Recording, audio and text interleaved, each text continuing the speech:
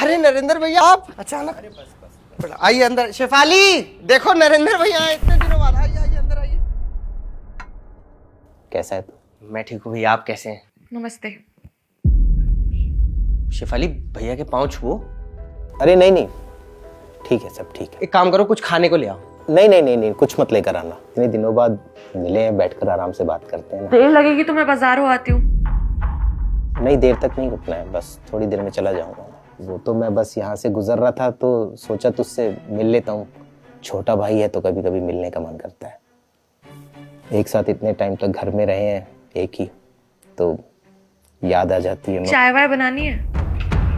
शेफाली नहीं, चाय वाय नहीं बनानी। ये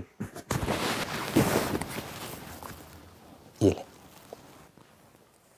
ये क्या है भैया?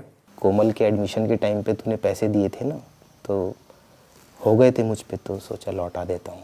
अरे कैसी बातें कर रहे हैं भैया, ये पैसे मैं नहीं ले सकता। इसकी कोई जरूरत नहीं। समझा कर, मैं रख ले। इसकी जरूरत नहीं है भैया। क्यों जरूरत नहीं है? ज्यादा पैसे कमाने लगे हो क्या तुम, जो 10-10 हजार रुपए भीख में देते रहोगे? शेफाली क्या शेफाली, आज ये घर पे आके प्यार दिखा रहे हैं तुम्हें। उस दिन इनका प्यार कहाँ चला गया था जब हम घर छोड़ के आ रहे थे? किसी एक ने भी हमें रोकने की कोशिश नहीं की। शेफाली एकदम चुप हो जाओ तुम। क्यों चुप हो जाओ? ये मत भूलो कि अगर मेरे मायके से लाया वो सामान ना होता ना, तो तुम फर्श पे सो रहे होते। क्या मिला था तुम्हें तुम्हारे घर से, बताओ ना मुझे। मैं चलता हूँ। आ गए झूठा प्यार दिखाने। शेफाली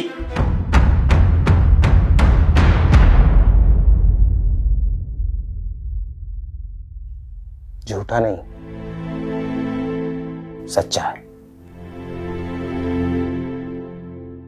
इसलिए आज वो तुम्हारे साथ है। हमें हमेशा से घर पर यही सिखाया गया है कि प्यार का मतलब आजादी होता है, बंदिश नहीं। और रही बात उस दिन तुम दोनों को रोकने की, अगर उस दिन तुम्हें रोक लिया होता तो शायद मैं तुम्हारे साथ ना होता। और घर छोड़कर जाने की जिद मयंक की नहीं, तुम्हारी थी, इसलिए हमने तुम दोनों को जाने दिया। क्योंकि मयंक तुमसे बहुत प्यार करता है।